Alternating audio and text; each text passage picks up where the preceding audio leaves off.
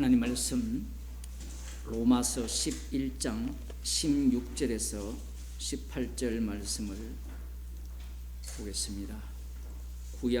신약 성경 254쪽입니다. 11장 255쪽입니다. 16절에서 18절 말씀 제가 읽어드리겠습니다. 제사하는 처음 익은 곡식 가루가 거룩한즉 떡덩이도 그러하고 뿌리가 거룩한즉 가지도 그러하니라.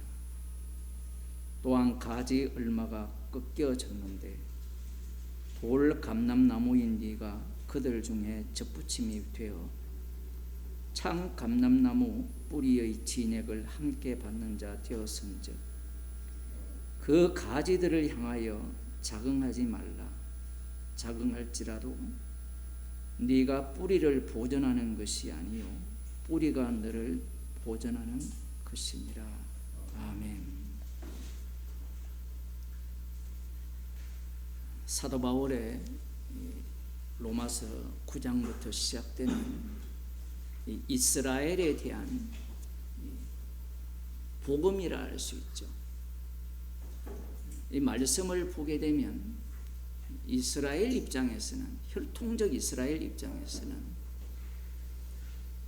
언약이라는 것이 아브라함과 세워졌고 이삭과 야곱과 세워졌기 때문에, 모세와 세우셨고 다윗과 세우셨기 때문에 언약은 혈통의 연속성을 보장하지 않느냐, 그렇게 생각할 수밖에 없습니다.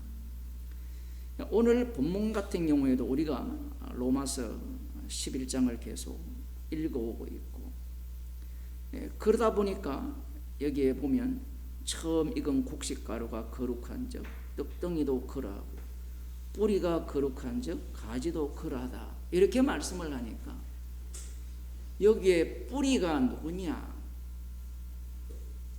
그러면 당연히 이스라엘이다, 이렇게 생각할 가능성이 아주 높아요. 여러분들은 이 본문을 읽으면서 어떻게 생각을 하셨는지 모르지만 대체로 이 연속성이죠. 이방인들이 어떻게 하나님의 백성이 되었느냐, 그 와이파이를 좀 꺼주세요. 혹시 연결되어 있으면. 지금 인터넷이 잘 연결이 안 돼가지고. 그 연속성을 계속해서 사람들은 주장을 하게 되거든요.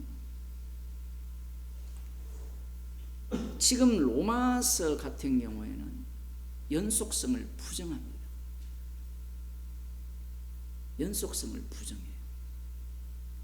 이것이 얼마나 중요하냐면요, 교회라는 것이 세워지면 교회는 연속이 되죠.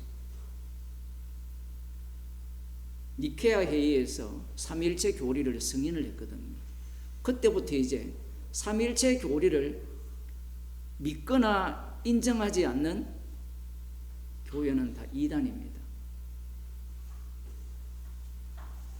아주 이게, 우리는 그걸 세뇌당이 있다고 하거든요. 그 교리가 왜 세뇌당했냐면 우리가 북한에서 한 거예요. 그 김일성부터 시작해서 3대 체제가 아니라 지금 몇 년 흘러왔어요. 2000년이 흘러왔거든요. 그 세뇌를 받으면서 그걸 인정하지 않으면 이단이라 그러니까 겁나잖아요. 근데 이런 코미디가 없어요. 주님이 지금 살아계셔서 자기 백성을 직접 구원하는데 교회가 사실은 그 황제가 장난친 거예요. 한쪽 동네에서는 예수 그리스도를 강조하고 다른 한쪽에는 하나님을 강조하고 다퉈요. 그게 신앙 논쟁이거든요. 그러니까 이 황제가, 여러분이 황제라면 꼴보기 싫은 걸 놔두겠어요, 안 놔두겠어요? 우리나라에 황제가 있잖아요. 대통령. 까불면 압수수색. 적절한 것 같아요. 이 시대는. 협박하고. 그러니까 황제가 서로 논쟁을 할 때 짜증나잖아요. 쥐가 대장인데. 다 모여 회의 관계 니케아 이 공의회라는 것. 우리가 흔히 지금 사도신경으로 신앙 고백하는 이런 내용들. 협의해. 그래서 참여일체 교리가 만들어졌거든요. 희한한 것은 십자가 외에는 자랑할 것이 없어야 되는데 갑자기 뭐가 나왔습니까? 십자가 외에 자랑할 게 없어도 삼위일체 인정하면 너 정통이야. 이런 사상이 왜 등장하느냐 하면 교회라는 것의 연속이라고 보기 때문에 그래요. 요한계시록에 나오는 7교회나 고린도 교회나 갈라디아 교회는 이미 사라졌거든요. 표현을 하자면 불연속입니다. 그런데 인간들은 이 이스라엘이 구약 이스라엘과 남은 자 유대인이 왜 중요하냐면 그들은 연속성을 주장하거든요. 그들이 첫째 아담의 모델입니다. 연속성을 주장하기 때문에 이후에 이 콘스탄틴 황제입니까? 기독 그런 식으로 이제 제국도 하나고 하나님도 하나고 이 논리예요. 사실은 지 마음대로 한 거죠. 크리스마스도 태양신 숭배일로 예수님 태어난 날 아니라고 다 알아요. 목사들도. 또 그거 갖고 또 이 사이비 집단들은 그거 아닌데 왜 그걸 믿어? 유월절을 차라리 믿어. 그러면서 대박 난 게 하나님의 교회잖아요. 인간들은 옳다 그르다 해서 옳은 이야기를 하면 껍벅 죽어요. 예를 들어 노아 방주가 발견되었다. 터키 거기서 뭐 위성 사진에만 나오지 뭐 예를 들어 발견됐다 그러면 사람들이 와 진짜가? 예수님이 부활해서 왜 본디오 빌라도에게 안 나타났습니까? 이런 질문들 흥미롭잖아요. 그 의미 없어요. 왜냐하면 예수님이 부활해서 본디오 빌라도에 나타나도 못 믿어요. 부활한 주님을 만나면 믿을 것 같죠. 왜 못 믿느냐 하면 신앙이라는 것은 불연속이기 때문에 그래요. 성령을 주셔야만 믿기 때문에 그렇습니다. 사람들은 그것과 또 시비를 걸잖아요. 왜 성경에는 부활한 주님이 이 자신을 믿는 자들에게만 나타났느냐? 안 믿는 자에게 나타나서 믿게 하면 안 되느냐? 하나님의 아들이 이 땅에 오셔서 계속해서 복음을 전했잖아요. 안 믿었잖아요. 그런데 그런 논리를 젊은 애들한테 이야기를 하면 아 진짜 그러네. 이거 완전 사기야 사기.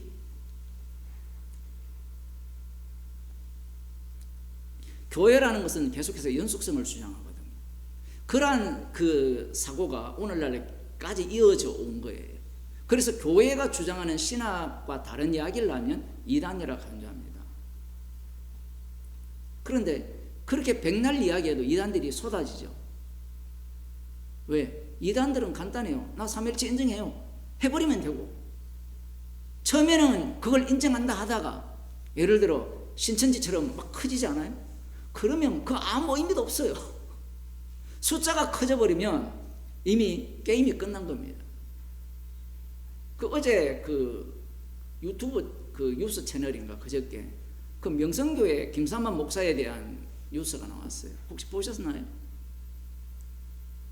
통합측 총회장이 여자 문제 걸려가지고 거기에 대해서 이미 부총회장 되기 전부터 알고 있었는데 김삼만 목사가 이 무마를 해가지고 총회장 되게 하고 어쩌고 저쩌고 쭉 나오는데 거기에서 제가 주목한 지점은 이겁니다. 여러분들이 이렇게 이야기해요. 김삼원 목사가 성령을 해방하면 다시는 용서 못 받는다. 예수님이 말씀하셨거든요. 인자를 거역하면 사함을 받되 성령을 해방하는 자는 사함을 받지 못하리라. 그 다음 용어가 중요해요. 교회를 거역하면 사함을 못 받는다는 용어가 나와요. 이것도 어디에 나옵니까? 마태복음 16장에 나오죠. 교회에 가서 교회로 청하여서 그 사람이 그 말을 듣지 않으면 이방인과 같이 여기라. 끌고 왔어요. 그러면 그 교회가 어디입니까? 그럼 우리 교회죠. 우리가 교회잖아요. 그러면 교회가 성령이 역사하는 곳이죠. 그럼 우리 교회가 김삼만 목사 이단입니다 라고 선언을 했어요. 어떻습니까? 지금 이 이야기를 왜 하느냐 하면요, 교회가 두려워한 게 없어요. 제가 만약에 김삼만 목사 이단 같으면 고소할 겁니다. 근데 본인이 그 언어를 썼잖아요. 교회를 해방하면 어떻게 된다고요? 그럼 저것만 교회입니까? 우리도 교회인데. 지금 이 논리가 왜 중요하냐면요, 이 전통 카톨릭 교회부터 이 러시아 정교회, 그리스 정교회 모두가 다 뭘 부정하느냐 하면 주님이 지금 살아계셔서 직접 일한다는 걸 부정해요. 문제는 그걸 어떻게 아느냐? 그러니까 믿음으로 사는 거죠. 그럼 믿음으로 산다는 것은 어떻게 드러나느냐 할 때는 사도 바울이 이야기했듯이 십자가 외에는 자랑할 것이 나올 게 없어야 돼요.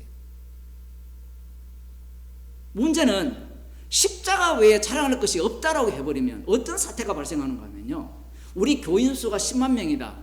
자랑거리입니까? 이게 완전히 이게 주님 앞에 이 죄의 덩어리거리입니까? 자랑할 거리가 못 돼요. 그런데 인간들이 과연 그렇습니까? 여러분들이 여기는 다 가난한 사람뿐이니까 여러분이 한 1000억을 갖고 있다. 자랑거리입니까? 그것이 어떤 거리가 돼요?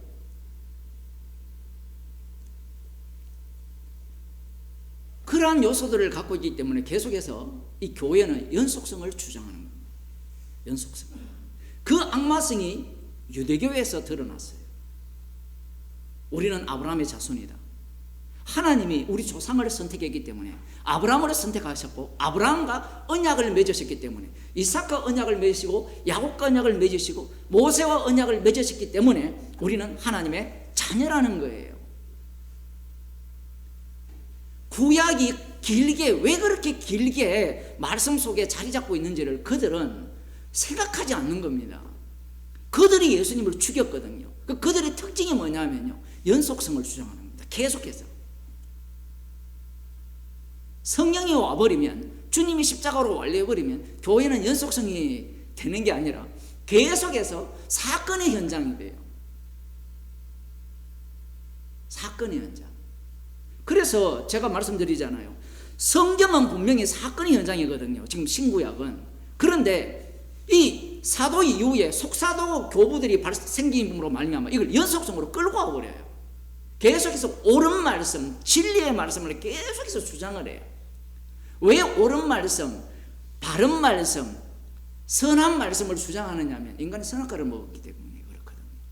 선악과를 먹었기 때문에 마지막 악마는 어떤 선을 갖고 오겠어요? 복음이라는 선을 갖고 오는 겁니다.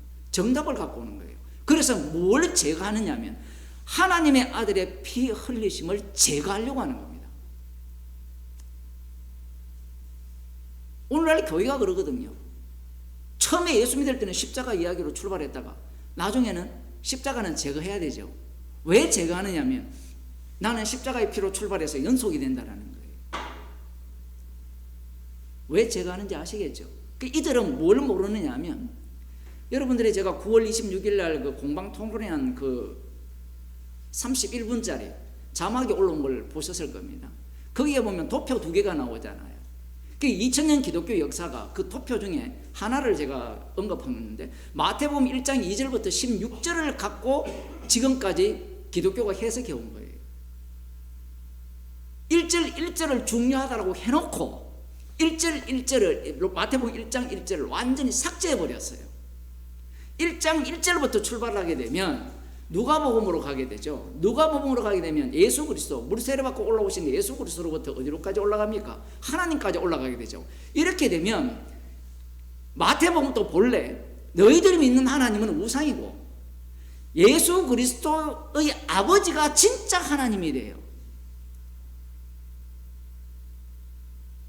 그런데 기독교는 지금까지 어떻게 해왔느냐 하면 유대교식으로 해석해 온 거예요. 마태복음 1장 1절에서 16절을 읽어도 십자가에 못 박힌 예수님이 심판주라는 것을 요한복음에 다 나오잖아요. 사도행전의 핵심이 그거잖아요. 너희가 십자가에 못 박은 예수가 주와 그리스도가 되게 하셨다. 유대인들은 이 언어가 어떤 의미인지를 알아요. 근데 이방인 주제에 성경도 아무것도 모르면서 그냥 그거 주님이고 구약에 나오는 하나님도 주님이고 그렇게 해서 하나님도 주도 되고 여호와도 주도 되고 예수님도 주도 되고 이걸 다 섞어버렸어요. 왜? 중요한 건 뭐가 중요합니까? 구원은 하나도 안 중요해요. 권력층에 들어가면 구원은 없어요. 그들은. 여러분들이 속지 말아야 되는 게 목사들은요 믿음이 없어요.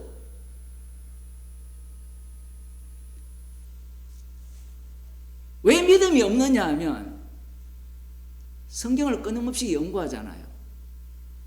은혜를 모르면 끊임없이 연구하면요 결국은 사람하기 나름이 돼요. 나중에 좀 더 들어가면 그건 결국은 인간이 만들어낸 것이라는 거죠.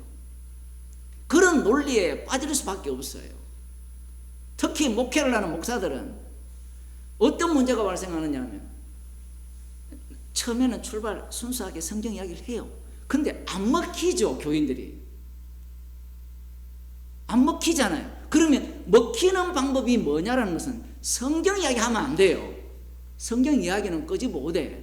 사람이 듣기 좋은 이야기를 해야 돼요.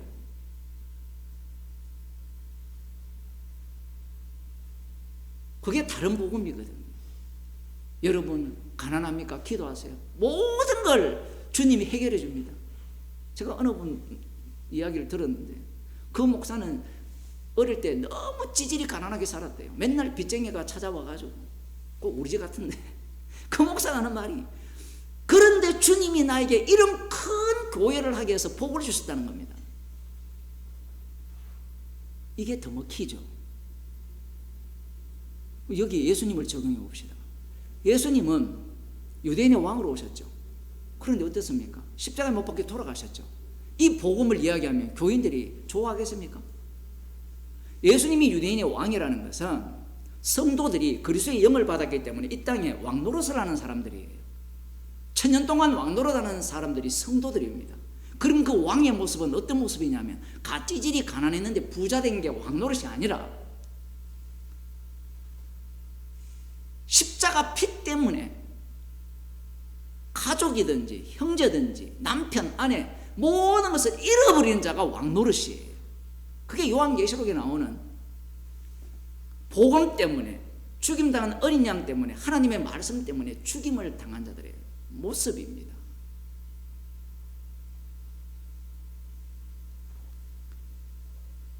연속성을 주장하게 되면 내가 오라가 돼요. 무슨 얘기냐면 제가 오늘 복음을 전했잖아요. 그러면 복음 전한 나는 옳다가 되고 그러면 그 나가 옳다가 계속 지속이 되면 너희들은 내 말을 들으라가 돼요. 그런데 주님께서 성령을 주셨다는 것은 너희들은 죽을 때까지 뭐다? 죄인 중에 개수라는 거예요.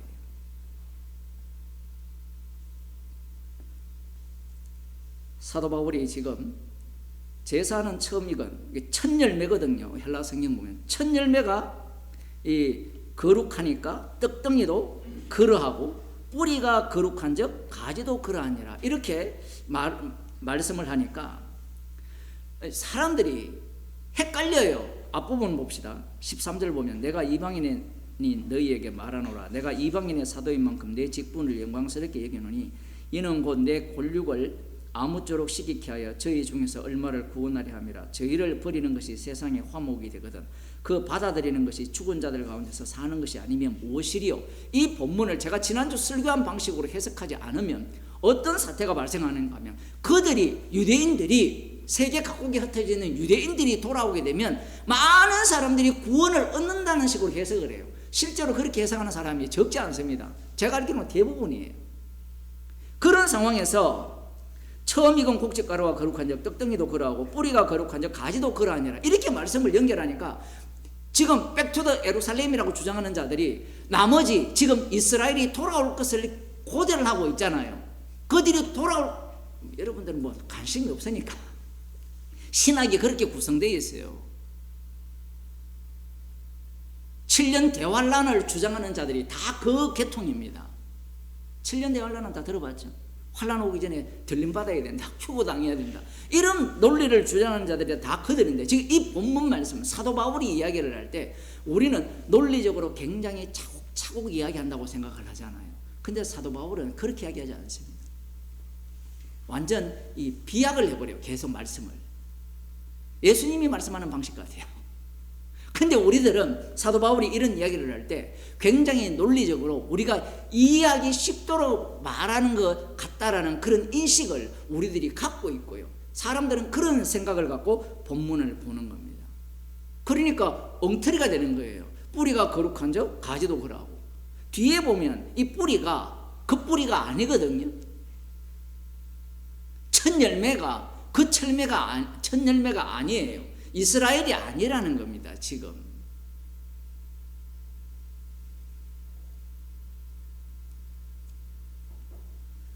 왜 이야기를 하느냐 하면, 이 가지 얼마가 꺾여졌죠.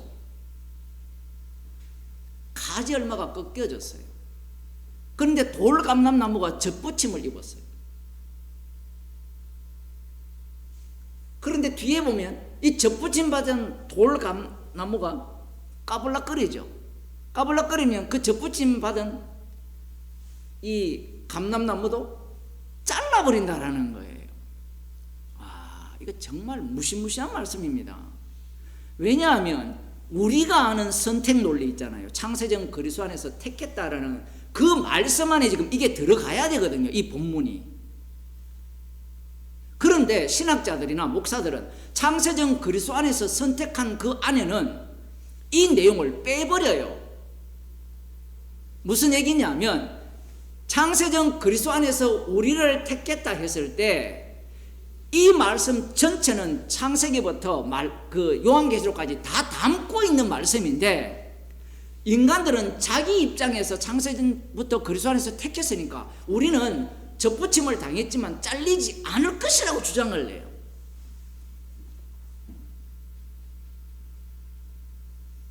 이게 인간 구원론 중심입니다. 방금 이 논리가 어떤 논리예요? 연속성을 주장하는 거예요. 목사님, 그러면 그런 논리라면 믿을 필요가 없겠네요. 제가 하고 싶은 얘기 그 얘기예요. 믿지 마세요. 아니, 연속성이 없다면 어떻게 그걸 믿고 신뢰합니까? 보세요. 지금까지 자기 신앙이 지꺼였잖아요. 받은 선물이 하나도 없어요.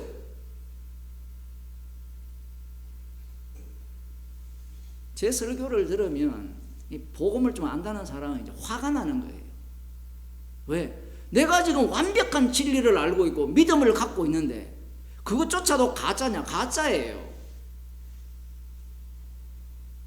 좀 공부한 사람들은 이 창세전 그리스도 안에서의 선택 논리를 갖고 성도들에게, 교인들에게 확신을 심어줘요. 그것 갖고 장사하거든요. 장사. 사도 바울이 지금 그걸 몰라서 이 얘기를 합니까? 아니에요. 사도 바울은요, 성령을 받았잖아요.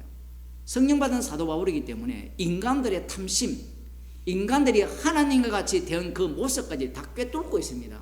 예수님 당시까지는 바리새인과 서기관을 통해서 선악을 아는 일에 하나님과 같이 된 자들이 등장을 했다면, 로마서로 넘어오면 이제 어디까지 들어왔어요? 복음을 아는, 그러니까 바리새인과 서기관 플러스 여기에 뭐가 들어갔습니까? 복음을, 십자가의 복음을 들어까지 들어와서 악마의 행사를 한다는 거예요. 성경을 볼 때 너무 엉터리로 보니까 문제예요. 로마서를 이해하려면 사복음서에 바탕된 바리새인과 서기관을 깔고 거기에 뭘 또 덧붙여야 되느냐면 십자가 복음을 들은 자들을 덧붙여야 이것이 진짜 악마가 어떤 모습으로 드러나는가가 들통나는 거예요. 드러나는 겁니다. 성경을 조금만 알면 사람들이 바리새인과 서기관 그 수준에 머물러 버려요. 그러면 결국은 자기들은 어떤 태도를 취하냐면 똑같아요. 성전에서 기도하는 바리새인처럼 나는 저 바리새인과 서기관과 같지 않습니다. 조금 전에 제가 명성교회 그 목사 이야기를 했지만 세습이고 이런 게 문제가 아니에요. 마땅히 두려워할 분을 두려워하지 않아요. 왜? 주님 없습니다, 여러분. 그걸 좀 아셔야 돼요. 우리 자신을 한번 돌아보세요. 우리 자신이 주님이 살아 계십니까? 가끔 두렵죠, 가끔. 그런데 다급한 일이 생기고 힘든 일이 생길 때 무엇이 두려워요?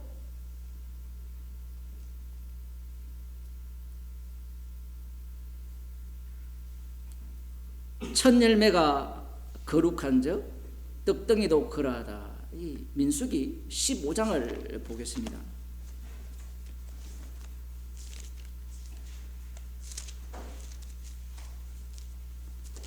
대부분 이 본문을 이제 인용했다라고 하는데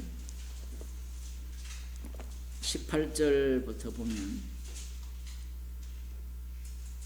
이스라엘 자손에게 고하여 이르라. 너희가 나의 인도하는 땅에 들어가거든 그 땅의 양식을 먹을 때 여호와께 거제를 드리되 너희의 처음 익은 곡식가루 첫 열매죠. 첫 열매의 가루떡을 거제로 타작마당의 거제같이 들어 드리라. 11조도 거제로 드리게 되어 있어요. 10분의 1도 거제로 드리게 있고 만물이죠. 첫 열매도 거제로 드리게 되어 있습니다. 자, 그런데 이 로마서에서 하고자 하는 이야기가 뭐냐면 첫 소산물이 거룩하기 때문에 그것을 거제로 드리는 떡덩이도 거룩하다라는 거예요. 지금 논리를 잘 보셔야 됩니다. 무슨 얘기냐면 우리는 하나님께 드리니까 그것이 거룩하다라고 생각을 할 수 있는데 제사로 드리는 그것이 거룩한 이유가 뭐냐면 만물이 첫 열매가 거룩하기 때문에 거룩하다는 거예요. 첫 열매가 거룩하기 때문에. 논리가 어떤 논리냐면 첫 열매는 하나님께 드렸는데 그걸 거제로 드림으로 말미암아 거룩하게 되는 게 아니고 첫 열매 자체가 거룩하다는 겁니다. 이 말씀을 왜 하느냐가 중요해요. 왜 하느냐? 지금 최종 정답은 나와 있잖아요. 첫 열매가 거룩하니 떡덩이도 거룩하고 뒤에 나오면 뿌리가 거룩하니 가지도 거룩하고 이 논리를 지금 사도 바울이 갖고 오는 겁니다. 구약은 그림자잖아요. 그 그림자에서 어떤 말씀을 하시는지 출애굽기 4장을 한번 봅시다.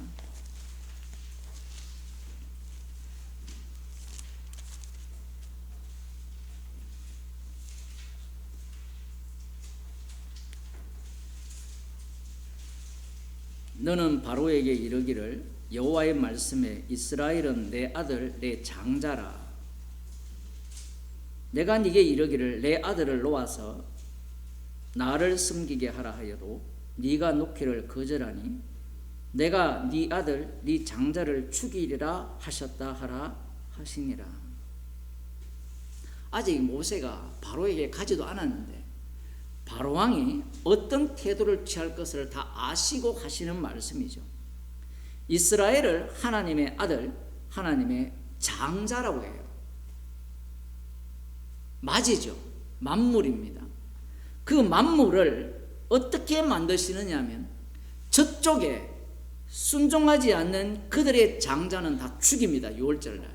그러면 이 장자들은 어떻게 살았느냐라고 하면 6월절 어린 양의 피로 산 거예요. 살았다고 하니까 함께 죽었고 그 피를 증가하기 위해서 산 겁니다.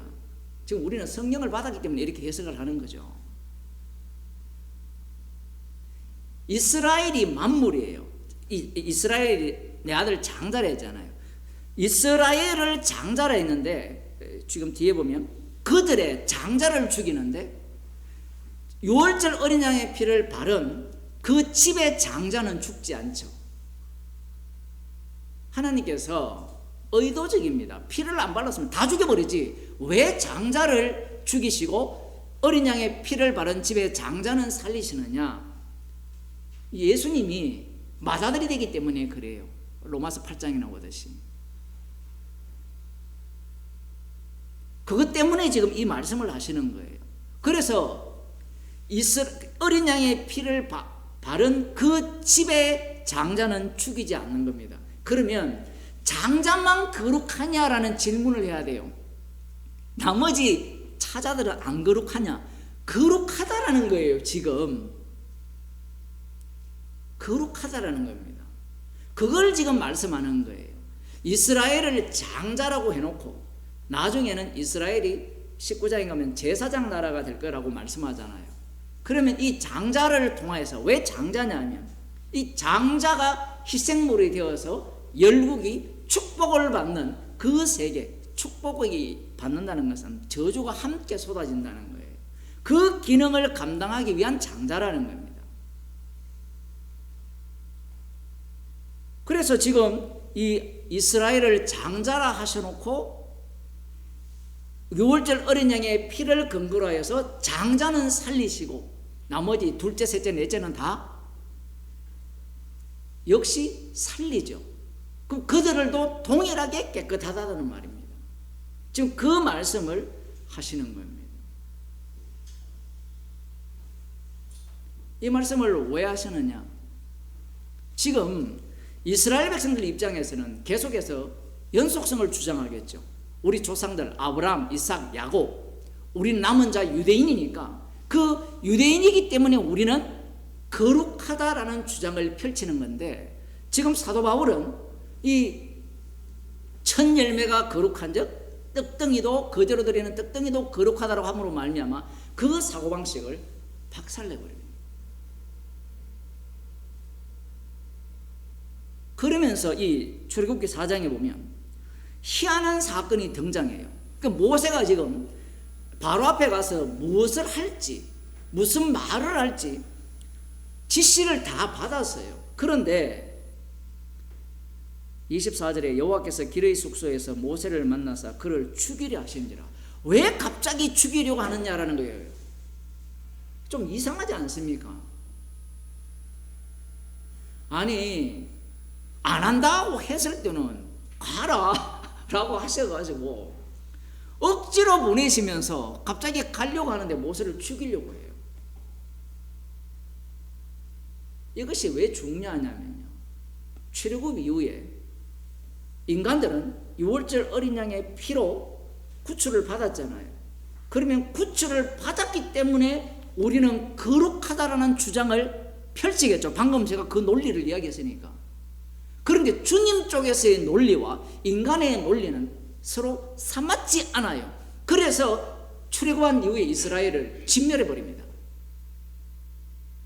왜냐하면 이스라엘 백성들은 우리와 똑같아요. 한 번 구원은 영원한 구원이야. 주님이 나를 사랑했으니까 안 버릴 거야. 이 논리를 갖고 있는 거예요. 그 논리를 안 갖겠습니까? 그런데 이 모세를 하나님께서 죽이려고 해요. 왜 죽이려고 하느냐 하면 이 내 아들 내 장자, 이 장자의 기준에 합당하지 않으면 모세 너도 죽이겠다는 게 하나님의 말씀입니다.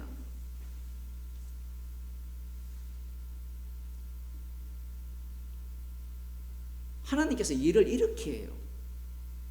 아니 모세를 불러서면 죽이시지 말고 다 일러가지고 너 지금 뭔가 부족하니까 요거 좀 바꿔.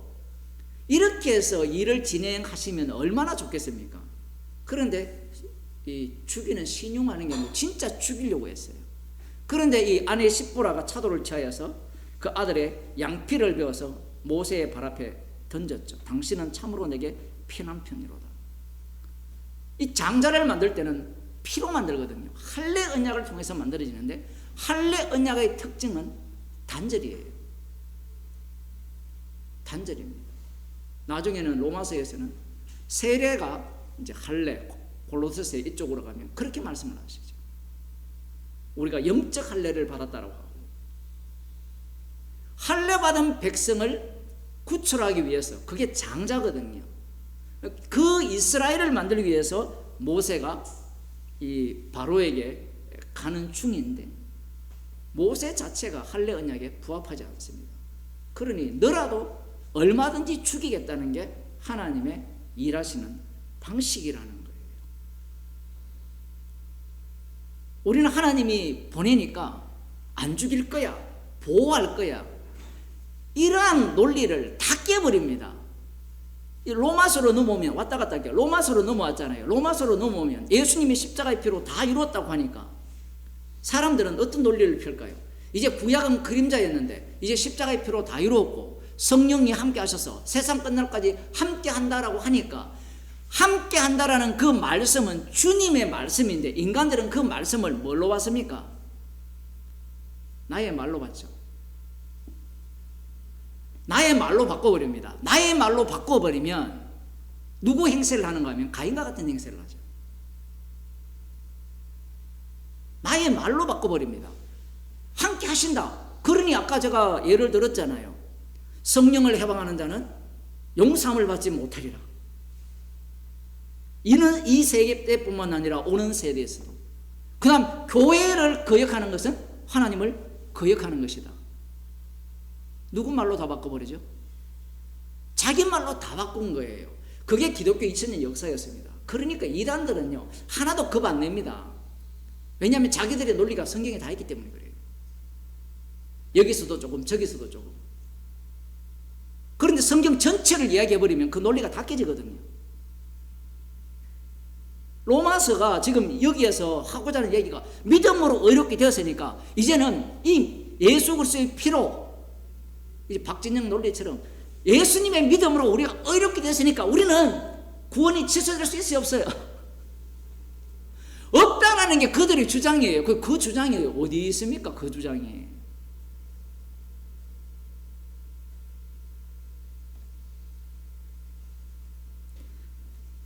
그렇게 된다면 사도 바울은 진짜 믿음 없는 사람이죠. 복음을 전한 후에 내가 버림을 받을까요? 덜덜덜덜 떠는, 그게 무슨 믿음 있는 태도입니까? 죄인 중에 개수, 십자가 외에 자랑할 것이, 너 그것밖에 없어? 십자가 외에 자랑할 것이 없다면 얼마나 부끄러운 일이에요. 우리들은 그게 익숙하니까 안 부끄러운데요. 여러분 교인들랑 만나보세요. 십자가 외에 자랑할 것 없다고 하면 아직도 그 수준에 머물러 있어. 부활의 신앙을 가져야지. 부활의 신앙.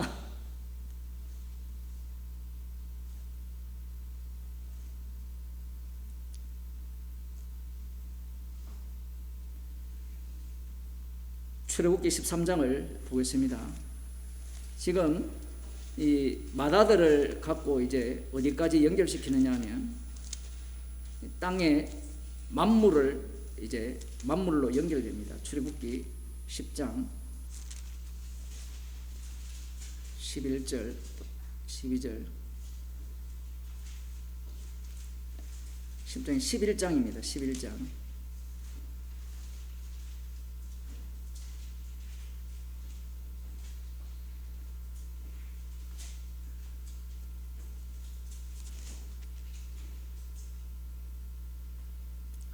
죄송해요. 13장 11절입니다.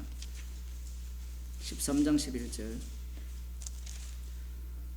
여호와께서 너와 네 조상에게 맹세하신 대로 너를 가나안 사람의 땅에 인도하시고 그 땅을 네게 주시거든 너는 무릇 초태생과 네게 있는 생축의 초태생을 다 구별하여 여호와께 돌리라. 수컷은 여호와의 것입니다.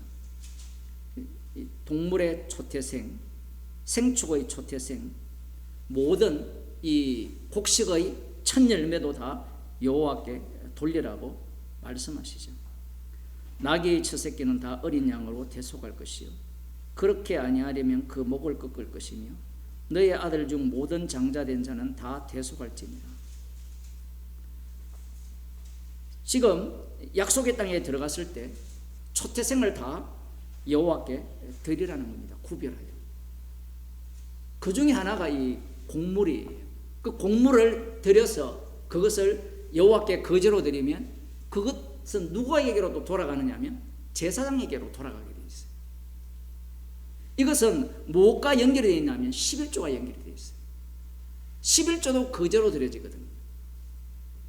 11조가 누구에게로 갑니까?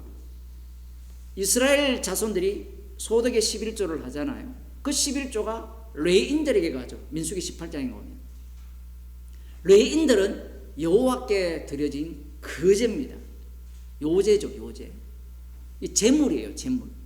그들이 10분의 1을 받은 11조의 10분의 1을 대제사장 아론에게 바치게 되어 있어요. 그 대제사장 아론이 11조를 받죠. 11조를 받아서 본인이 그걸 먹잖아요.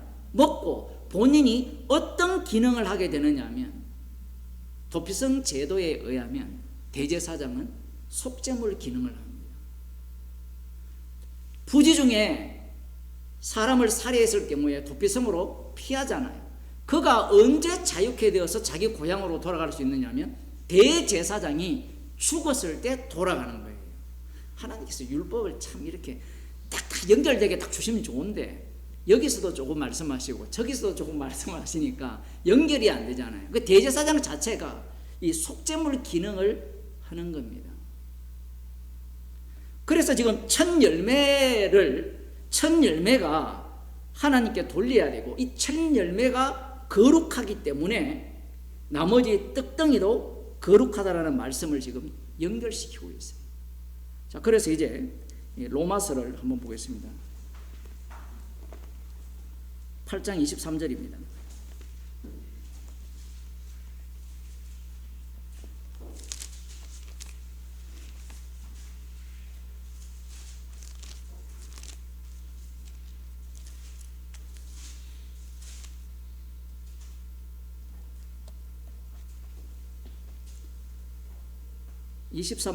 이뿐 아니라 또한 우리 곧 성령의 처음 익은 열매를 받은 우리까지도 속으로 탄식하여 양자될 것 곧 우리 몸의 구속을 기다리느니라. 여기에 보면 성령의 처음 익은 열매, 성령의 첫 열매를 성도들이 받았다는 겁니다. 그럼 성도의 첫 열매, 성령의 첫 열매가 어떠합니까? 성도는 그리스도의 영을 받았다 하죠. 이게 굉장히 중요해요. 분명히 주님께서 부활하셔서 주가 되셔서 성령을 보내주셨는데 그 성령은 그리스도의 영이에요. 그 그리스도는 이 땅에서 예수님이었죠. 그 예수님이 그리스도인데 그분이 이 땅에서 어떤 일을 당했습니까? 십자가에 못 박혀 돌아가셨어요. 성령의 처음 익은 열매가 예수님이라는 것은 누구나가 다 알고 있죠. 그죠? 예수님이라는 사실을 누구나가 다 알고 있는데 그러면 성령을 예수님이 언제 받습니까? 물세례 받고 올라오실 때 성령을 받으시죠. 그 성령께서는 최종적으로 어디까지 몰고 갑니까? 예수님을 십자가에 못 박혀 죽으시는 자리까지 몰고 가요. 몰고 가셔서 거기에서 주님이 다 이루었다라고 하시는 겁니다. 십자가로 승리를 하시죠. 성령의 처음 익은 열매를 받았다고 했을 때 사람들은 어떤 오해를 하게 됩니까? 성령의 처음 익은 열매를 받았으니까 어떻게 살 거다? 성령의 처음 익은 열매를 받았기 때문에 성도는 예수님이 성령 받아서 이 땅에서 살아가신 그 코스를 그대로 걷게 되어 있어요. 성령의 처음 익은 열매를 받은 스데반 집사님이나 사도 바울이나 성경에 나오는 이 성도들의 모습을 보게 되면 예수님이 걸어가신 그 길을 그대로 걷게 되어 있어요. 예수께서 성령의 처음 익은 열매인 거예요. 그래서 지금 이 구약을 갖고 와서 사도 바울이 첫 열매가 거룩한 적 떡덩이도 거룩하다, 뿌리가 거룩한 적 가지도 그러하다, 구약을 지금 끌고 오는 이유가 있는 거예요. 구약을 끌고 오는 이유가 뭐냐면 지금 구약을 보게 되면 첫 열매가 거룩하니까 다 거룩하고 장자가 거룩하게 되었으니까 나머지도 다 거룩하다라고 하니까 이게 연속으로 보이잖아요. 연속으로. 이 말을 하면 연속으로 보이잖아요. 이 사도 바울이 바리새인 중에 바리새인이잖아요. 구약을 꿰뚫고 있다는 것을 염두에 둬야 돼요. 그러니까 자기가 이런 발언을 할 때 유대인들은 이걸 연속으로 볼 거 아니에요. 그런데 사도 바울은 주님이 찾아오심으로 말미암아 이것이 연속입니까? 불연속입니까? 불연속이 된 거예요. 그러면 성령의 처음 익은 열매를 성도들이 받았잖아요. 그러면 성도가 어떻게 거룩하게 되었습니까?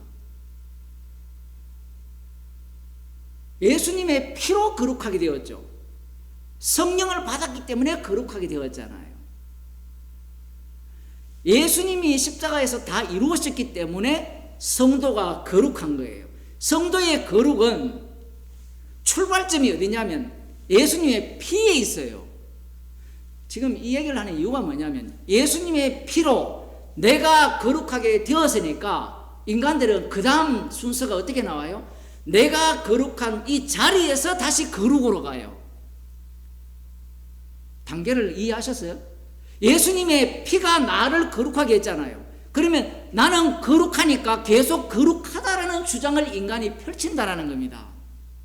그런데 성도는 계속해서 예수 성령의 처음 익은 열매로 인하여서 거룩하게 된 거죠. 끝까지 십자가에 매여 있다라는 거예요. 그래서 갈라디아서 2장 20절에는 예수 그리스도와 함께 십자가에 못 박혔나니 그걸 쭉 지속되는 게 성도의 현 상태라는 거예요. 그런데 인간들은 십자가에 못 박혔다. 끝! 이제 죽었고 살아났다. 부활의 영을 받았다. 이제는 부활의 영을 받았으니까 십자가와는 단절하고 내가 십자가에 못 박혀 있지 않고 갈라디아서는 못 박혀 있다라고 되어 있거든요. 못 박혀 있지 않고 이제 그 다음 단계에서 이제 예수님은 좀 안녕히 계세요 하고 그 다음 내가 거룩하게 된 그 지점에서 계속해서 연속으로 이어가려고 한다라는 겁니다. 이 로마 교회에 이런 성도들이 있는 거예요. 교인들이.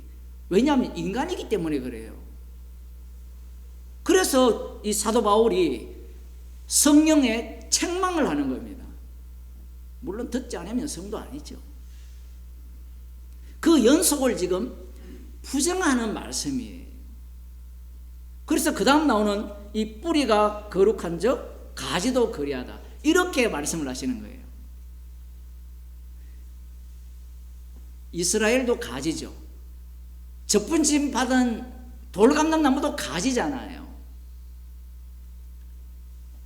뿌리 이야기를 왜 하느냐? 첫 열매 이야기를 왜 하느냐 하면 성도는 십자가에 피 흘리신 주님의 증인이라는 거예요. 오늘도 기도하셨지만 복음을 실어 나르는 증인일 뿐이에요. 성도는. 그러면 복음이 없으면 성도일까요? 아닐까요?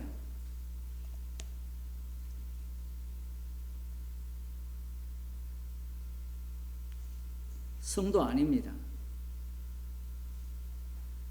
복음이 없으면 성도 아니에요. 그러면 여러분들이 반박할 거 아니에요. 한 번 구원은 영원한 구원인데 복음이 없는데 어떻게 성도냐? 성경은요 우리를 이해시키고 납득을 안 시켜요. 우리는 계속해서 말씀을 통해서 완벽한 이론, 신학 지식을 갖고 이 빈틈이 없도록 우리를 계속해서 다지고 다져서 구원에 실패하지 않기를 원하는 게 인간의 본 모습이에요. 근데 로마서로 넘어오면 그걸 다 완전히 산산조각 내버립니다. 그래서 지금 이 말씀을 하는 거예요. 그러면 이 말씀을 듣는 이방인인 로마에 있는 성도들이 이 말씀을 어떻게 들어요? 에이, 그건 유대인들은 그렇게 사고방식을 했지만 우리는 그들과 같단 말입니까? 다르단 말입니까? 다르다는 생각을 갖고 있다는 거예요. 그래서 유대인들을 똑같이 갖고 와서 설명을 하는 거예요. 설명을 하면 복음을 안 듣는 사람들은 나는 이미 첫 열매를 받았기 때문에 네가 뭐라든 나는 구원받았어. 누구와 달라? 저기 있는 예수님을 십자가에 못 박은 저 유대인과 달라. 이런 논리를 펼 가능성이 제가 보기엔 100%입니다. 우리 자신을 한번 돌아보세요. 우리 자신이 어떻습니까? 진짜 복음을 알았다고 하니까 그 다음 어떤 생각이 들어요?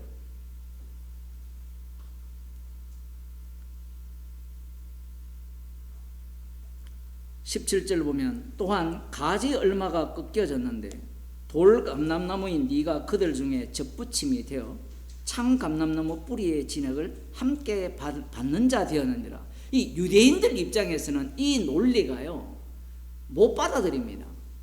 자기들은 물론 참 이게 두 가지 요소인데 자신들은 하나님의 율법에 순종한다면 절대로 버림을 받지 않을 것이라는 생각을 갖고 있었거든요. 근데 사도 바울의 논리는 뭐냐면 거꾸로 출발하죠. 지금 이스라엘이 있습니까 없습니까? 예수님이 오셔서 이스라엘이 없죠. 없는데 지금 마치 창 감람나무에 돌 감람나무가 접붙인 듯 말씀하시니까 이스라엘이 창 감람나무로 있지 않느냐라고 사람들이 생각을 할 수 있는 거예요. 근데 지금 그 얘기를 하는 게 아닙니다. 실제 이야기, 언유가 되었다가 직설법이 되었다가 직설법에서 언유가 되고 왔다 갔다 하는 거예요. 근데 이것을 모르고 참감람나무 있네? 근데 지금 여기 본문은 사실은 참감나무 뿌리거든요. 뿌리. 그럼 뿌리가 누굽니까? 예수 그리스도죠. 그 뿌리에 의하면 참감람나무가 있어요 없어요? 없죠. 그 비유를 지금 말씀하는 겁니다. 참감람나무 뿌리의 진액을 함께 받는 자 되었으니 이렇게 나오죠. 함께 받는 자 되었다 하니까 또 우리는 이스라엘이 있다 되죠. 참감람나무의 뿌리에 의하면 내 백성 아닌 자를 앞부분에 나왔잖아요. 내 백성이라는 새로운 이스라엘을 만든 그 내용을 지금 이 본문에서 말씀하고 있는 거예요.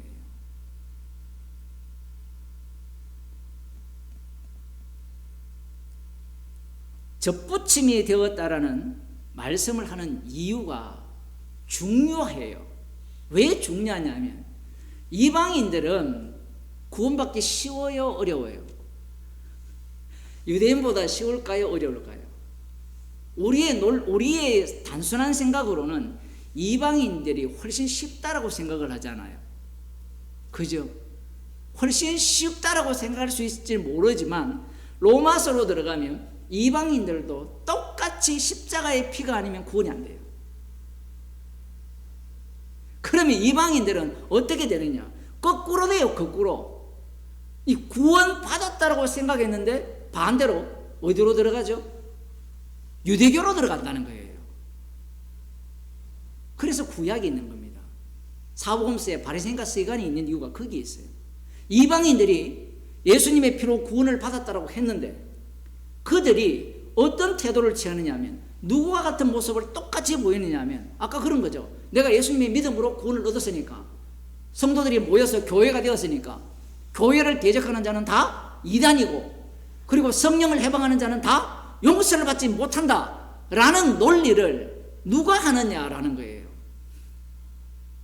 아까 그런 사람이 하잖아요. 그 논리를 사도 바울이 지금 박살내는 게 지금 이 로마서 11장의 내용입니다. 접붙임을 받았다는 말은 접붙임 받았으니까 까불지 말라 뭐 그런 표현도 될지 모르지만 접붙임을 받았다는 것은 어린 양의 피죠. 화목제물 대신 그 피로 말미암아 구원을 얻었다라는 거예요. 지금 계속해서 원천을 계속해서 말씀하고 있는 거예요. 원천을. 이 원천을 이야기하지 않으면 그때는 내가 피로 말미암아 구원받았으니까 이제는 나는 어떤 사람이다? 구원받은 내가 구원받았다가 돼요. 그러면 유대인들을 볼 때 어떻게 보겠습니까? 우습게 보죠. 비난거리로 보는 거예요. 그런데 원천에서 출발하면 유대인이나 나나 어떻습니까? 로마서 1, 2장에 나오잖아요. 의인은 없나니 하나도 없다가 되죠. 계속해서 사도 바울은 어디로 우리를 돌려보내려고 하는가 하면 성령의 일인데 십자가로 계속해서 돌려보내려고 하는 거예요. 그래서 나오는 말씀이 18절입니다. 그 뿌리의 진액을 함께 받는 자 되었으니, 뿌리의 진액은 어린 양의 피죠. 예수 그리스도의 피를 받는 자 되었으니 그 가지들을 향하여 뽐내지 말라는 겁니다. 이 뽐낸다 한들 네가 뿌리를 보존하는 것이 아니요 뿌리가 너를 보존하는 것이니라. 이야, 무시무시한 말씀을 합니다. 이게 주객이 전도된다라는 거예요. 뿌리가 누굽니까? 화목제물 되신 예수 그리스도죠. 그럼 예수 그리스도가 우리를 보존한다는 말은 우리는 계속해서 어떤 삶을 산다는 거예요. 이 보존이라는 이 단어, 요즘 성경은 어떻게 번역되어 있어요? 이 단어가 어디에서 나오느냐 하면 사도행전 9장을 보겠습니다.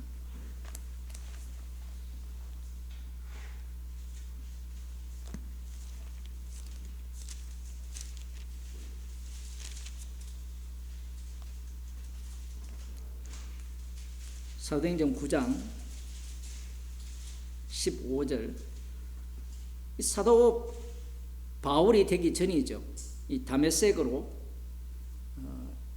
예수님을 믿는 자를 잡으러 허가증을 받고 가는 중에 주님이 찾아오셨습니다. 그 사도 바울 자신을 예를 들면 정확해요. 자격 요건이 아무것도 없었어요. 자기 자신을 보면 하나님의 뒤에 보면 하나님의 원수인데 지가 원수예요. 주님의 원수고 구원받을 요건 아무것도 없었어요. 성도의 자리가 이런 자리인데 주님이 찾아오셨는데 왜 찾아오셨느냐? 구원하기 위해서 찾아온 게 아니에요. 오늘 우리 전 집사님이 복음을 전했다는데 그 얘기를 하니까 솔깃하게 듣더라는데 들으면 뭐합니까? 사람들은 사도 바울을 찾아온 이유가 바울을 구원하기 위해서 찾아왔다 생각해요. 모세를 찾아오신 이유가 모세를 구원하기 위해서 찾아왔습니까? 그럴 것 같으면 왜 죽이려고 합니까? 이스라엘을 찾아오셨다. 아브라함을 찾아오셨으면 아브라함을 찾아왔잖아요. 그러면 아브라함을 아브라함 만들 필요가 없잖아요. 야곱에게 축복을 하셨다면 왜 야곱을 이스라엘로 바꿉니까? 인간을 구원하기 위한 찾아오심은 처음부터 없습니다. 구원에 대한 욕망은 선악과를 먹은 자들이 갖고 있죠. 에덴 동산에서 쫓겨났기 때문에 신을 찾게 되고 그 신은 나를 구원할 것이라고 생각을 하는 거예요. 그 구원은 이 땅에서의 축복입니다. 물질적인 축복과 자식이 잘되고 강대한 나라가 이루어질 것이라는 그 축복이죠. 아브라함의 오해가 그거였잖아요. 창세기 12장에 하나님께서 그러한 약속을 주시니까 이 약속은 누구를 위한 약속이다? 나를 위한 약속이라는 거예요. 그런데 그 나를 위한 약속이 깨지는 자리가 어디입니까? 네 사랑하는 이삭을 번제물로 바치라는 그 자리에서 그게 깨어지는 겁니다. 야곱도 자신을 위한 축복이라 생각했죠. 자신을 위한 하나님의 약속이라 생각한 겁니다.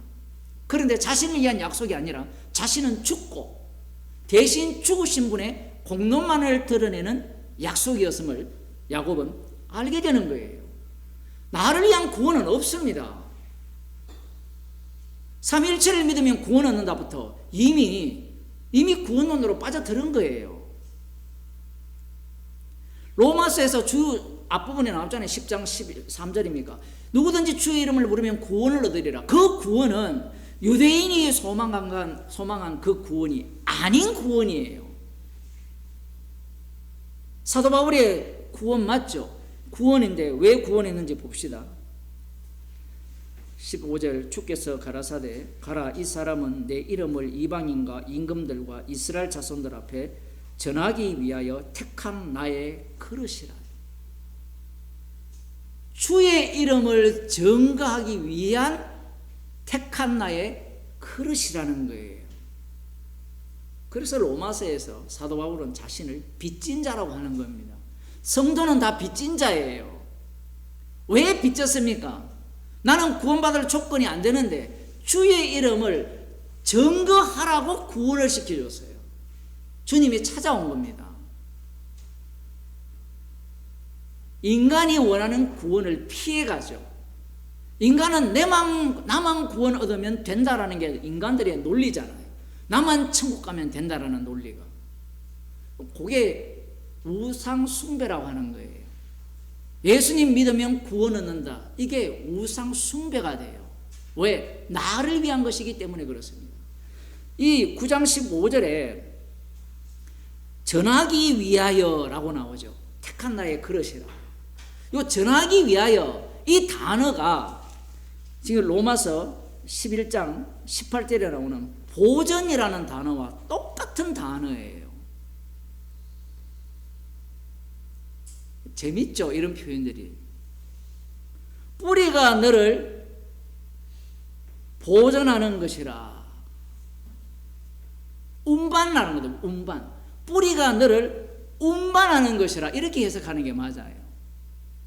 보전이라 하니까 계속해서 너를 어떻게 해요? 지켜준다는 개념이 강하잖아요. 그런데 뿌리가 너를 운반하는 것이 되면 너는 뿌리를 증거하기 위한 운반체라는 거예요. 그래서 사도 바울이 9장에서 로마서 9장을 다시 보면 내가 그리스도 안에서 참말을 하고 거짓말을 아니하노라. 내게 큰 근심이 있는 것과 마음에 그치지 않는 고통이 있는 것을 내 양심이 성령 안에서 나로 더불어 증거하노니 나의 형제 곧 골육의 친척을 위하여 내 자신이 저주를 받아 그리스도에게서 끊어질지라도 원하는 바로라. 복음의 운반체이기 때문에 그래요. 운반체로서 부름을 받았기 때문에 그래요. 이 뿌리가 운반하는, 복음을 실어 나르는 수레라고 볼 수 있는, 뒤에는 그릇이라고 나오는데 이 복음을 실어 나르는 도구죠.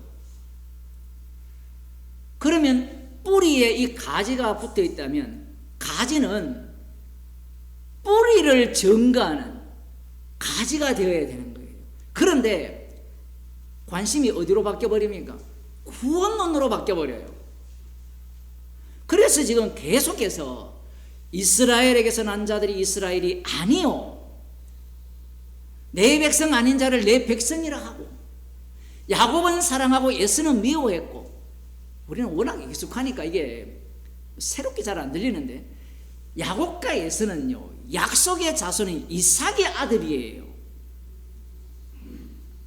이 이야기를 왜 계속해서 반복하느냐 하면, 야곱도 마찬가지였잖아요. 나를 위한 구원. 그 이후에 이스라엘을 보세요. 한번 보면 출애굽기를 보면 1, 2장을 보면 요셉을 알지 못하는 왕의 등장으로 이스라엘이 고역을 할 때 아브라함과 이삭과 야곱에게 주신 언약을 기억했습니까? 안 했습니까? 안 했어요. 안 하고 그들은 애굽의 풍습에 쩔어 있죠. 애굽의 풍습에 쩔어 있는 그들에게 고통을 가하니까 힘들다라고 외쳤을 뿐이에요. 그런데 하나님께서 아브라함과 이삭과 야곱에게 하신 언약을 기억하사 그들을 권념하셨어요. 모세를 통해서 그들을 구원하시는 겁니다. 왜 이 과정을 새롭게 하느냐 하면, 인간들은 계속해서 연속성을 주장하려고 하잖아요. 봐봐 아브라함과 이삭과 야곱에게 하신 약속대로 우리를 구원했지 않느냐. 아예 그 생각 자체를 못하게 하기 위해서 이 애굽에 400년 4대 만에 돌아오리라는 이 말씀을 주신 거예요.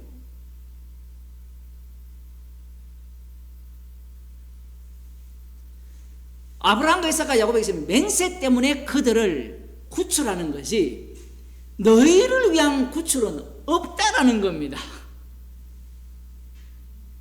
성경에서 아무리 이렇게 얘기해도 이 묘한 지점, 출애굽기 1, 2장에 나오는 이 애매한 지점을 목사들은 주목하지 않아요. 왜? 아브라함이 가신 언약을 이루기 위해서 모세를 보내어서 구원했다. 여기에 주목을 하잖아요. 그 언약의 특징은 뭐냐면 철저하게 단절입니다. 연속성을 없애버려요. 너희들은 관심 하나도 없었지? 똑같아요. 사도 바울을 찾아올 때 사도 바울은 자기가 생각하는 언약의 성취와 십자가로 이루어진 언약이 달랐어요. 그런데 찾아오잖아요. 어떻게 찾아왔습니까? 아브라함과 이삭과 야곱에게 하신 맹세를 이루기 위해 찾아온 거예요. 인간 쪽에서 찾아간 건 아닙니다.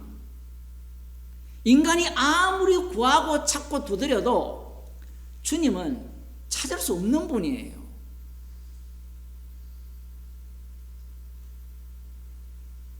사도 바울이 지금 골육 친척을 위하여 내 자신이 저주를 받아 그리스도에게서 끊어질지라도 원하는 바로라. 이렇게 자신 있게 말하는 이유가 뭐냐면 자신은 복음을 실현하려는 운반체이기 때문에 그래요. 그러하다면 너희들도 이방인 가운데서 예수 그리스도의 것으로 부름을 받은 너희들도 똑같이 복음을 실현하려는 운반체라면 무엇이 나와야 돼요? 어린 양의 피, 예수 그리스도의 피, 화목제물 대신 그분의 피가 나와야 되는데 지금 이들이 뭐가 나온 겁니까? 구원이 나와버려요. 자기들의 구원. 구원이 나오니까 이 이스라엘을 향해서 너희들은 구원 못 받았지? 나는 구원 받았다. 뽐내는 겁니다. 사도 바울이 자기가 바리새인 중에 바리새인으로서 구원을 받았을 때 바리새인들한테 뽐냅니까? 복음을 전합니까? 복음을 전하죠. 아마 이들은 어쩌면 예수님께서 마태복음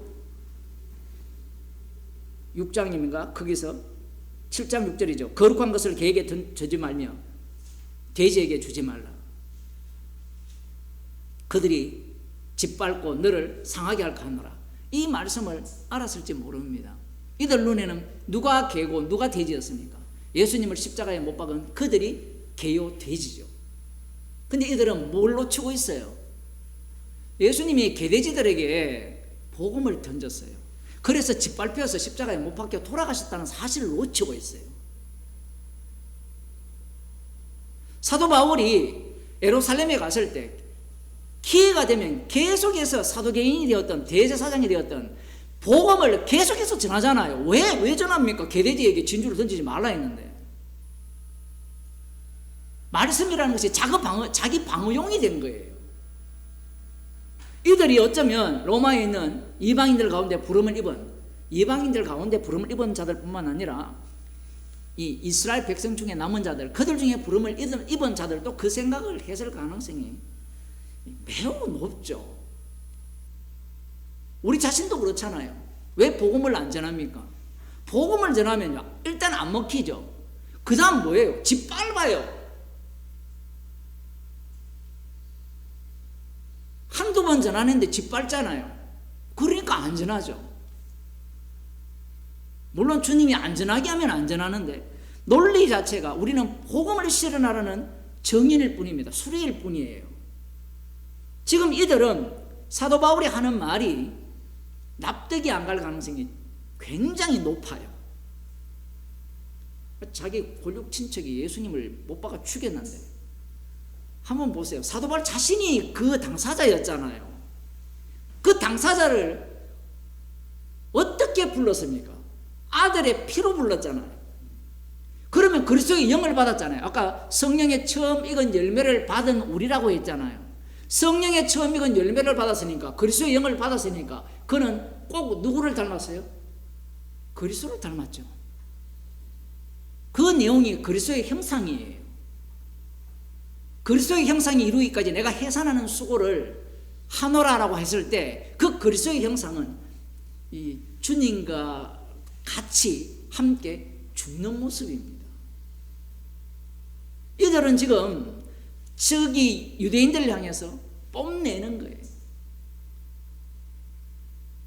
지금 주님이 너희들을 누가 어떻게 만들었고 지금 이 자리에 누가 있게 하느냐라면 뿌리가 너를 지금 움직이고 있다라는 거예요. 뿌리가. 그리스도의 영이 지금 너희들을 지금 움직이게 하는데 너희들은 지금 무슨 생각을 하고 있니라는 거예요.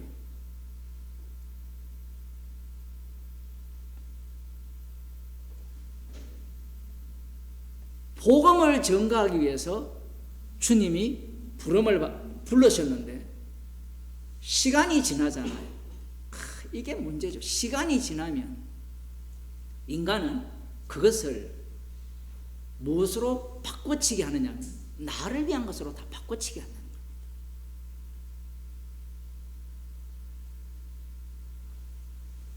가지들을 향하여 뽐내지 말라. 너희들도 값없이 은혜로 말미암아 구원을 얻었잖아요. 행위로 말미암지 않았거든요. 어린 양의 피로 구원을 얻었다는 말입니다. 그러니까 구원 받았다고 뽐낼 이유는 없는 거예요. 그러면 뭘 뽐내야 됩니까? 예수 그리스도의 피를 뽐내야 되죠. 지금 사도 바울이 그 이야기를 하고 있는 거예요. 아니 로마서 3장에 믿음으로 말미암아 의롭게 되었다 하고 의인은 음란이 하나도 없다 쭉 해가지고 화목제물로 말미암아 쭉 얘기하면서 그러면 예수님의 피로 우리가 구원 얻었지 않습니까? 그걸로 끝내면 안 됩니까? 라는 게 인간들의 논리예요. 사실은 로마서 11장이 더 중요해요. 왜냐하면 그 정도는요 유대교에 가까워요. 로마서 앞부분에 믿음으로 의롭게 된다는 것은 유대교에 가까워요. 제가 이렇게 표현을 하는 이유가 있어요. 왜냐하면 믿음으로 의롭게 됐다라고 자기가 주장을 해버리잖아요. 그런데 지금 로마서 9장으로 넘어오면요 그걸 하나씩 철저하게 산산조각 내는 겁니다. 왜? 지금도 주님이 친히 자기 백성을 구원하시기 때문에 그래요. 성령의 처음 익은 열매가 우리를 거룩하게 하잖아요. 그것을 사도 바울이 지금 계속해서 말씀하고 있는 겁니다.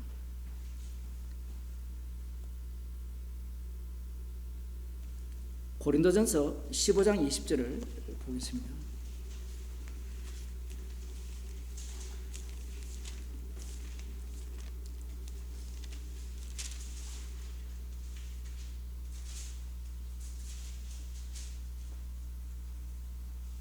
그러나 이제 그리스도께서 죽은 자들 가운데서 다시 살아 잠자는 자들의 첫 열매가 되셨도다. 사망이 사람으로 말미암았으니 죽은 자의 부활도 사람으로 말미암는도다. 잠자는 자들의 첫 열매죠. 그 첫 열매, 성령의 첫 열매를 성도가 받게 되죠. 지금 고린도전서 15장은 흔히 부활장이라는데 부활장이 아니라 십자가의 완료성을 이야기하는 거예요. 잠자는 자들의 첫 열매가 주가 되셨잖아요. 이게 다윗 언약의 성취거든요. 10편 110편에 주가 되셔서 원수로 발판되기까지 우편에 앉아 계시는데 그 우편에 앉아 계신 분이 이 땅에서는 왕노릇하는데 십자가의 피능력으로 왕노릇하거든요. 그 인간들은 이 부활신앙을 어떻게 오해하느냐면 내 원수로 발판되게 하기까지 내 우편에 앉아서라. 이게 지금 부활이거든요. 이 땅에서의 부활이에요. 주님이 강림하기 전까지의 부활이에요. 그럼 이 부활 신앙은 이 땅에서 어떻게 진행되느냐 하면 십자가 사건으로 나타나요. 십자가 사건으로. 그러면 이 땅에서 성도는 어떻게 살아야 되느냐? 십자가 피를 전가하면서 십자가 고난에 참여하는 자로 살아야 돼요. 사도 바울이 그 이야기를 하거든요. 부활이 없다면 내가 복음 때문에 이렇게 고난받는 것이 필요 없지 않느냐 얘기예요. 그 이야기를 왜 하느냐면 이 복음 때문에 고난받는 자체가 뭐냐면 이 잠자는 자들의 첫 열매 되신 예수 그리스도의 영을 받았다는 증거라는 겁니다. 사도 바울은 이렇게 이야기하는 거죠. 부활이 있기 때문에 우리가 복음을 위해서 고난을 받자라고 주장을 하는 것 같잖아요. 이 논리가 그렇게 진행이 되는데 다윗 언약은 그게 아니에요. 이미 이 주님이 이 잠자는 자들의 첫 열매, 성령의 첫 열매를 성도가 받았잖아요. 받았기 때문에 기꺼이 이미 주님의 부활에 참여한 자로서 고난에 참여한다는 의미예요. 성경을 왜냐하면 지금 고린도전서가 시편 110편과 시편 2편을 다 갖고 오거든요. 다윗 언약을 다 갖고 옵니다. 사도 바울이 그걸 다 알고 있어요. 그런데 교인들은 그 수준이 안 되잖아요. 안 되니까 지금 이런 식으로 표현을 하는 거예요. 그러나 사도 바울이 하는 이야기는 어떤 의미냐면 십자가에서 예수님이 죽으시고 부활하셔서 주가 되셨기 때문에 이미 잠자는 자의 첫 열매로서 주가 되신 그 현장이 바울 자신이 고난받고 죽음에 넘기우는 현장이라는 겁니다. 이게 부활신앙이에요. 기존 교회가 말하는 부활신앙은 고난 속에 들어가는 게 아니라 복음 때문에 미움받고 배척받는 그 세계에 들어가는 것이 아니라 그런 것들은 다 제거하고 유대인들이 기다리는 메시아 왕국 같은 삶, 괴로움 없고 화목하고 화평하고 돈 잘 벌고 건강하고 모든 사람들로부터 칭찬을 받는 그러한 것을 부활신앙이라고 하죠. 그게 누가 만들어준 신앙입니까? 마귀가 만들어준 신앙이에요. 잠자는 자들의 첫 열매가 예수 그리스도라면 성도는 그리스도의 영을 받았잖아요. 그러면 성도들도 어떻게 돼야 되죠? 잠 자야 되죠. 지금 그 얘기를 하는 겁니다. 죽으라는 이야기예요. 여기에 나오잖아요. 썩을 것으로 심고 썩지 않을 것으로 거둔다 하잖아요. 반드시 썩을 것으로 심어야 돼요. 그런데 이 목사들은, 교인들은 썩을 것으로 심기를 원치 않아요. 그걸 단순히 뭐라고 생각하는가 하면 육신이 이 썩어야 죽어야 새로운 걸 입어. 즉 그걸 논하는 게 아니에요. 부활이 지나갔다, 부활이 없다라고 주장하는 자들의 문제가 뭐냐면요, 부활신앙을 안 믿는 게 아니에요. 부활신앙을 믿어요. 그들은 믿는데 실제로는 부활이 없다라고 하는 자들이에요. 부활이 없다라고 하는 자들은 주님과 함께 고난을 안 받겠다는 자들이에요. 부활이 없다는 말은 주님이 잠자는 자들의 첫 열매가 되었잖아요. 그러면 그 성령을 받은 자들은 모두가 다 어느 세계로 진입하느냐 하면 십자가와 함께 복음과 함께 고난을 받는 세계로 진입을 하게 되어 있어요. 그러면 고난이 싫으면 뭘 제거해야 돼요? 부활을 제거해야 되는 거예요. 여러분 오해하지 마세요. 부활이 없다라고 할 때 그들은 부활신앙을 부정하는 게 아니에요. 진짜 부활을 부정하는 자들은 어떤 자들이냐면 십자가 외에 자랑할 것이 없는 그런 자들이 아니라 십자가 외에 자랑할 것이 없습니다 라고 하는 자들이 부활신앙에 합류한 자들이고, 그거 외에도 자랑할 것이 있습니다 하는 것은 부활을 부정하는 자들이에요. 가령 예수 믿고 네 영혼이 잘 되고 범사가 잘 되고 강건하기를 원한다, 이 요한 3서에 나오는 이 내용은 스데반에게 적용해야 되고 예수님께 적용하면 돼요. 복음 때문에 그렇게 살게 하는 거예요. 언제까지? 헐벗을 때까지. 사도 바울처럼 이 몸에 한계를 가지는까지. 사도 바울은 진짜 그 요한 3서에 하면 저주받은 인생이죠. 복음 때문에 그런 거예요. 복음 때문에. 그런 자들이 이 로마서에 나오는 이들과 똑같은 태도를 취하는 겁니다. 너 부활신앙 안 믿지? 너 아직도 십자가야? 아직도 그 수준에 머물러 있어? 그러면서 조롱하는 거예요. 십자가 외에 자랑할 것이 없다라고 하면 에이 뭐 그게 무슨 신앙이야? 그런 식으로 사람들이 공격을 하는 거예요. 사람들은 이런 본문을 보면서 잠자는 자의 첫 열매가 되었으니까 야 예수님은 부활하셨어, 우리도 죽으면 부활할 거야. 이 부활신앙을 살짝 돌리면 윤회설이잖아요. 윤회설. 지금은 내가 고생하지만 내가 죽어서는 새롭게 태어날 때는 괜찮은 인간으로 태어날 거다. 그 부활로 연결하면 돼요. 윤회설이 안 먹히면 또 뭘로 갖고 옵니까? 자식들이 잘 되는 거죠.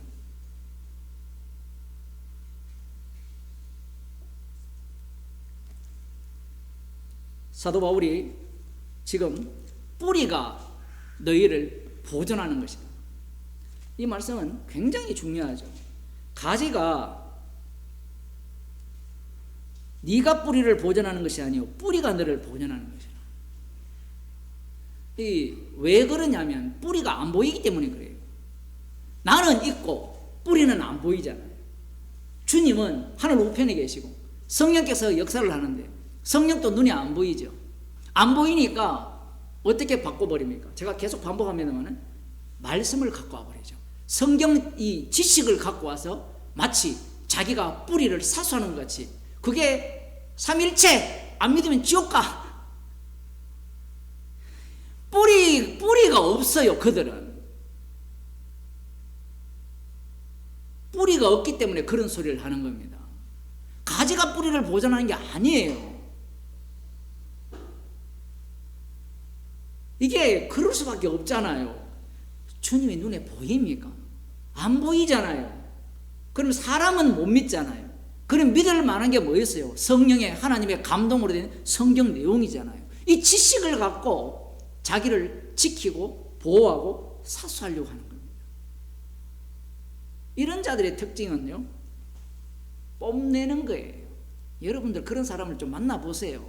말씀에 무장된 사람들을 보면요, 뿌리 자랑을 해야 되는데 자기가 아는 지식을 내놓아요.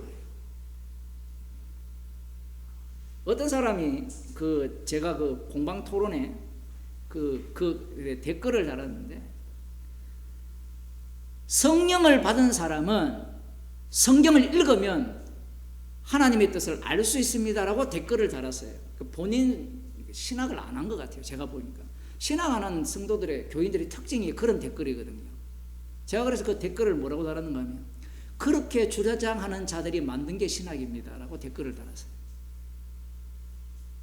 무슨 말인지 되시죠? 성령을 자기들이 받았다 해서 성경을 읽으면서 깨달았다고 하는 자들이 주장하는 게 신학이에요. 그 댓글은 그렇게 다는 게 아니에요. 댓글을 달려면 내용을 갖고, 자기가 성령의 역사라는 것은 십자가에 피가 나와야 되거든요. 그렇게 댓글을 달아야 되는데, 그분 나름대로는 잘 달았다고도 볼 수 있는데, 신학자들이 아마추어가 아니에요. 나름 좀 이렇게 안 달아오는 사람들은 목사나 신학자들을 우습게 보잖아요. 그렇게 보면 안 돼요. 그들도 그 얘기를 다 합니다. 문제가 뭐냐면, 십자가 외에는 자랑할 것이 없어야 되는데 행위 언약을 주장하는 자들이 뭘 이야기하는 거예요? 십자가 피를 자랑해야 되는데 자기들의 하나님 나라에 가서 영원한 복락을 누릴 것을 상상을 해요. 그게 문제라는 겁니다. 그들이 지금 이런 신학을 갖고 있는 거예요. 가지가 뿌리를 보존한 겁니다. 쥐가 뭔데 복음을 사수합니까? 혹시 우리 중에 그런 사람 없나요? 내가 복음을 아니까 내가 이 복음을 지키겠다. 그런 사람들의 특징이 자기 뽐내는 거예요. 뿌리가 우리를 보존하게 하고, 뿌리가 지금 살아있잖아요. 이 진액을 계속해서 공급하는 겁니다. 성령을 통해서. 그래서 성도는 말씀 앞에 죄인으로 드러나는 거예요. 기도하겠습니다. 하나님 아버지, 우리가 뿌리를 보존하는 것이 아니라 하늘 우편에 계신 주님이 친히 복음을 실어 나르는 자로 저희들을 친히 다루고 계심을 감사하는 주의 백성이 되게 하여 주옵소서. 주 예수 그리스도의 은혜와 하나님 아버지의 크신 사랑과 성령의 교통하심, 뿌리를 통하여서 날마다 복음이 십자가의 피가 쏟아져 나오기를 소원하는 주의 백성에게 축원하옵나이다. 아멘.